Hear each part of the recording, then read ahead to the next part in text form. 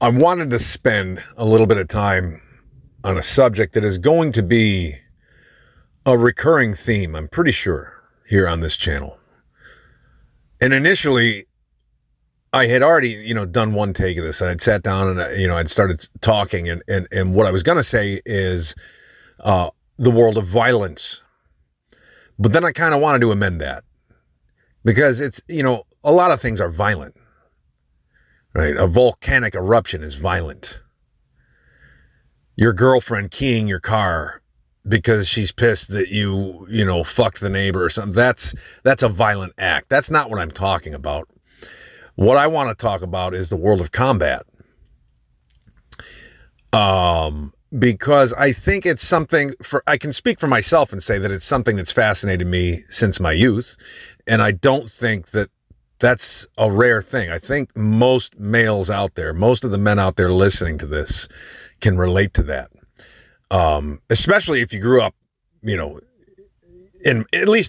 can only speak from experience, right? I was born in 1980, right? And the world that I grew up in was one where you had action movies were in there, like they were just exploding in popularity, right? You had Arnold Schwarzenegger, Sylvester Stallone, Dolph Lundgren, Bruce Willis, go on down the list. Movies like Conan the Barbarian, Rocky, Universal Soldier, Kickboxer, Bloodsport, right? This is the entertainment that I grew up taking in. Chuck Norris was a big deal when I was a real little kid. I think he even had a cartoon or a TV show or something before the Walker, Texas Ranger days. But there's that too. That had its fan base. The Ninja Turtles. Everything was about fighting. As boys, we grew up playing cops and robbers, cowboys and Indians, whatever. We had guns, swords.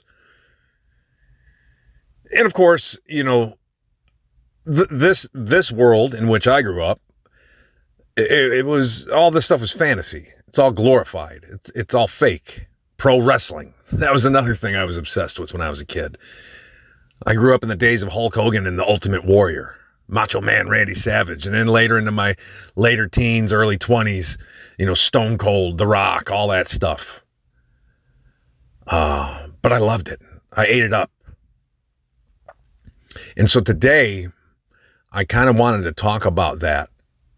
Growing up in that age or in that type of environment where this type of violence, this combat is celebrated.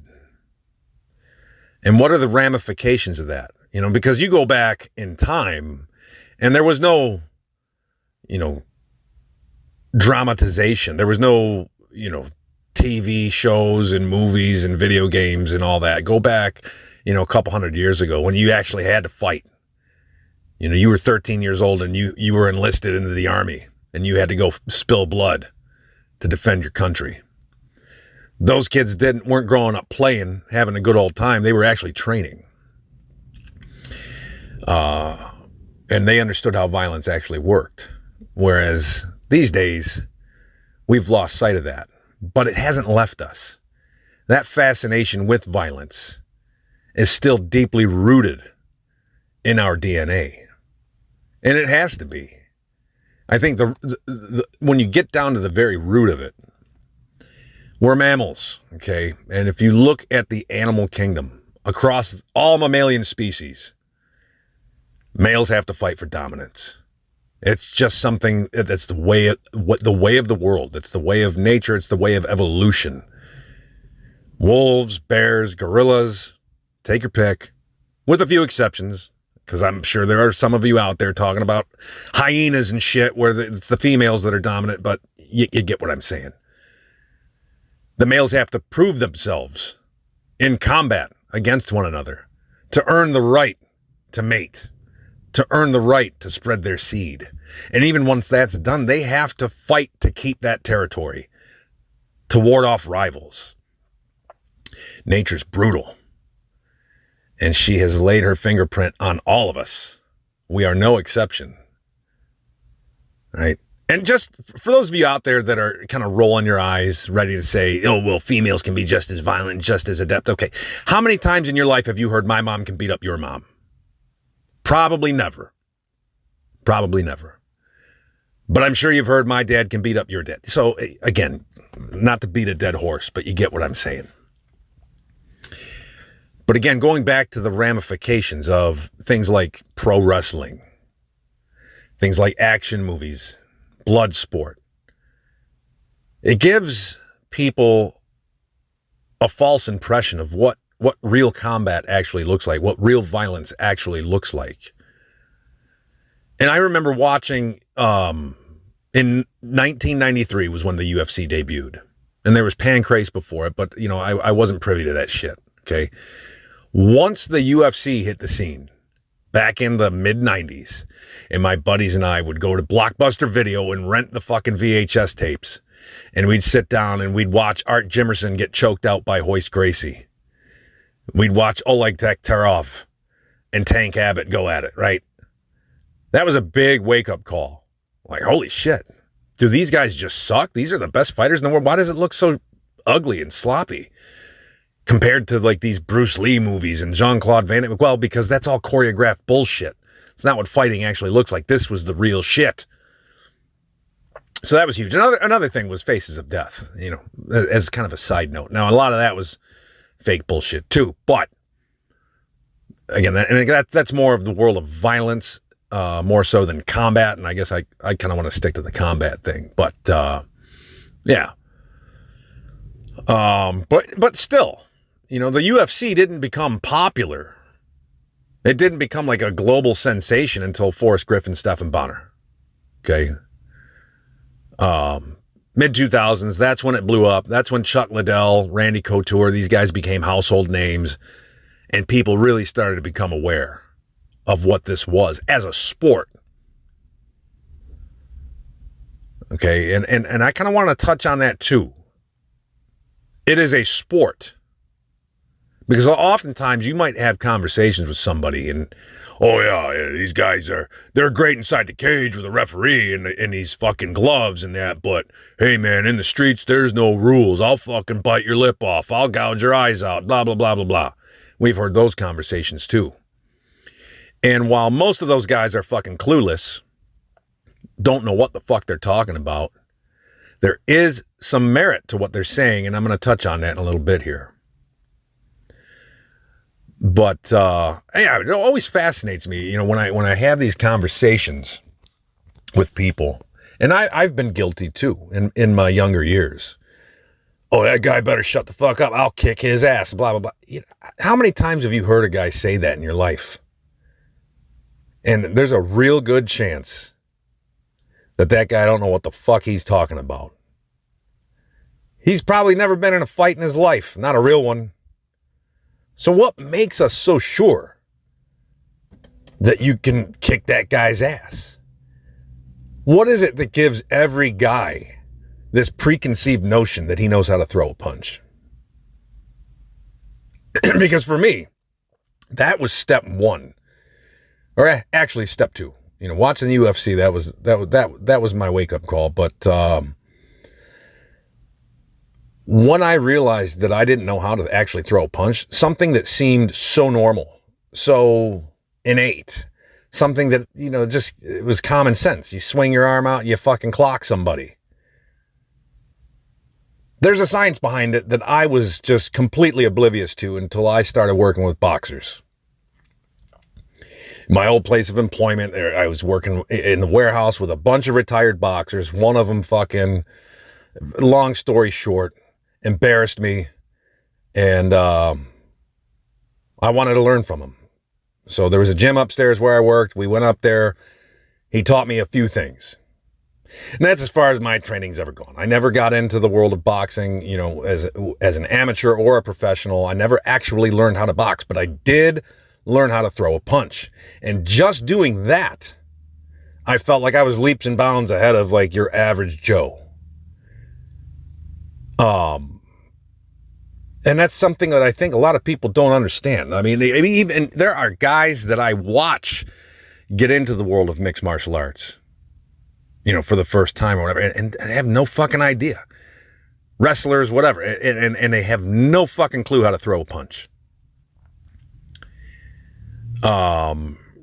So, yeah, I think there's a lot of guys out there that, and I think that because of the popularity of MMA, things like the UFC, we're seeing more and more young men take this stuff up.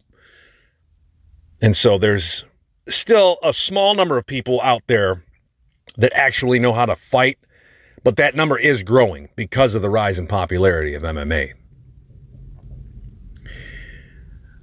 But just like these jackoffs who have no clue how to fight at all, think that they can just, go in there and fucking kick somebody's ass because there's no rules or something, right?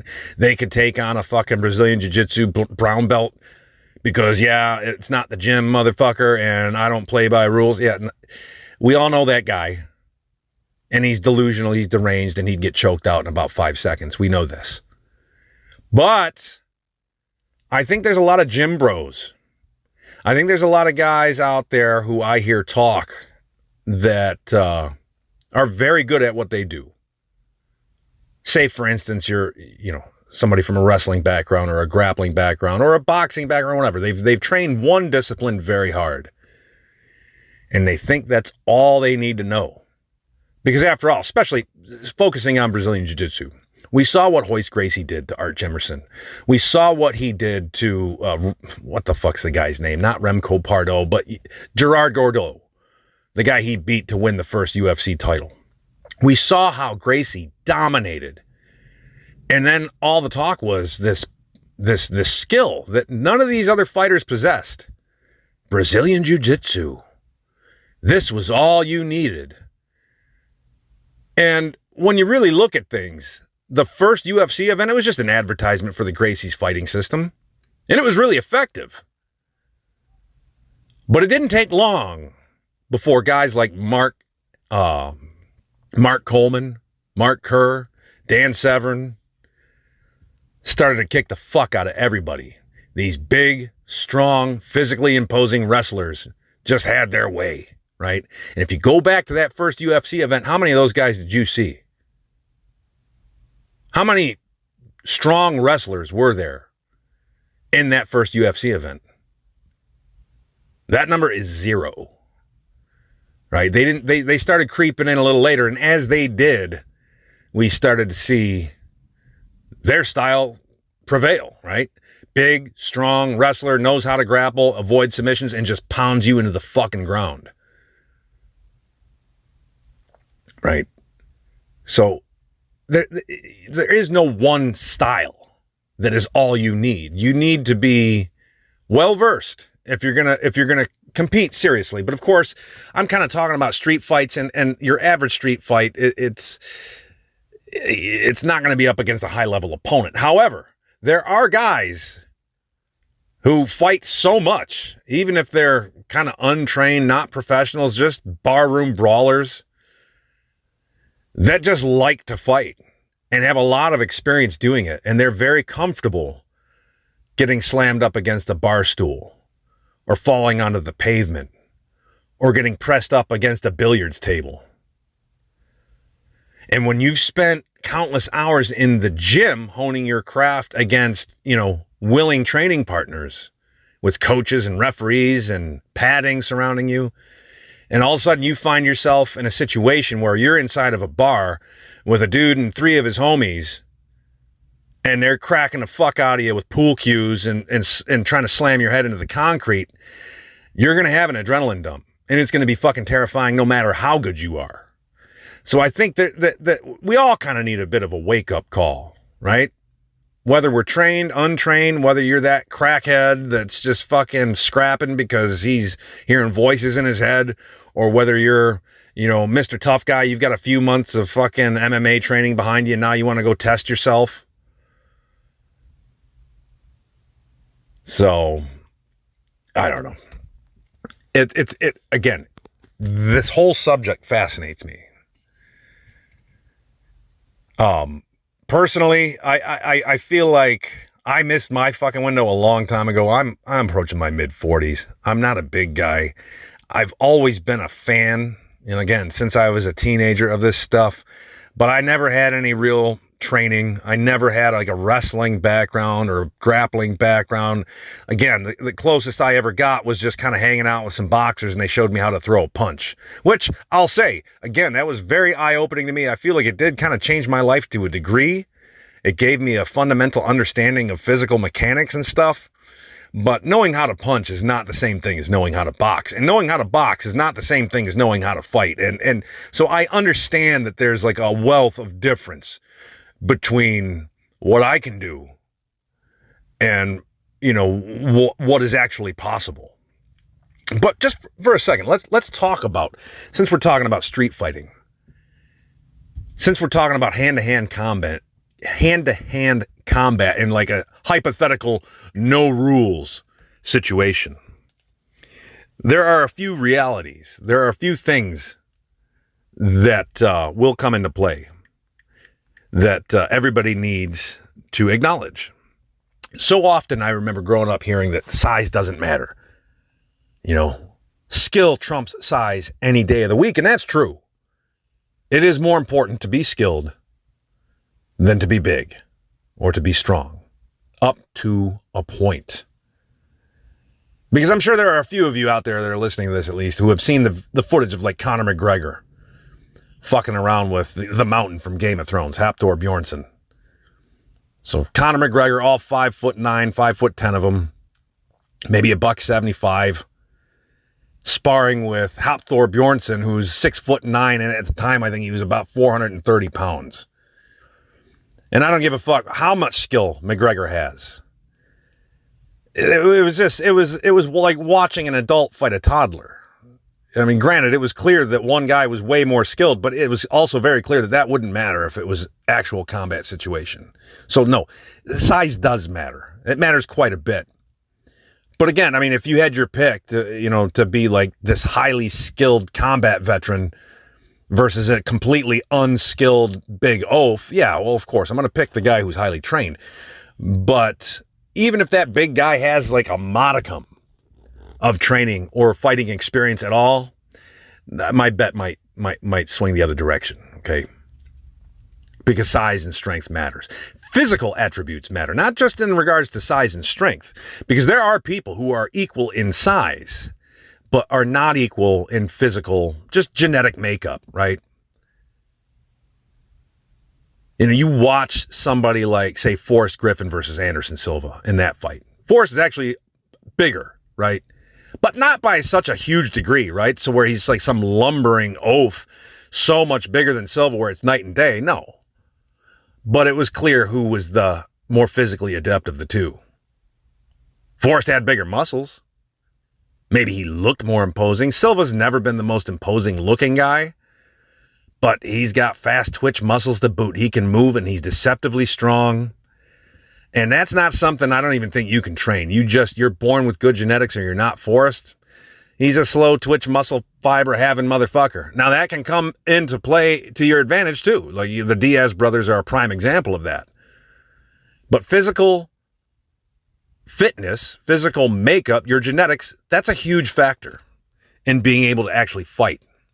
Of course, skill is another thing, that's obviously, right? We all know that having the right training, having the right skill set, that's going to be key to victory.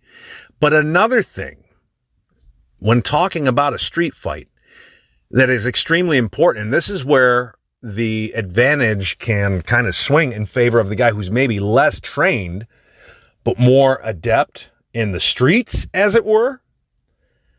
There's a mental component to it too. I think a lot of guys who have spent a lot of time rolling and grappling, they've applied submissions, they've tried to escape submissions, they've tapped to submissions, they've been there a million times, they know how it all works. But in a real situation, do you have it in you to actually snap somebody's fucking arm off their socket? Are you willing to actually rip someone's kneecap off or strangle somebody into fucking unconsciousness? There's a mental component there, and that's, I think, something that I always would struggle with. I could count on one hand the amount of scraps I've ever been in, but each and every time I never wanted to hurt the guy because I didn't want to fight in the first place. And some people enjoy it. And that guy who enjoys it, that guy who not only is okay with fucking hurting you, but actually takes pleasure in it, that's a big deal, right? The guy who's totally willing to just kick your fucking teeth down your throat. And it ain't ever pretty. But anyway, I think I just kind of wanted this to be an introduction to something that I want to, again, be kind of a recurring theme on this channel. Whether we're talking about MMA, boxing, or, fucking three mooses versus a fucking rhino, right? I know I said mooses instead of moose, the plural for moose is moose, but whatever, right? You get my drift. Fantasy shit too. I was a big comic book nerd, so I'm always down to sit for at least a few minutes and talk about like the Incredible Hulk versus Superman before I realize how retarded those conversations usually become. But I'm game for any of it. So if there's any comments, ideas, anything you got, leave them below. But until then, I'm calling it a night. We'll see you later.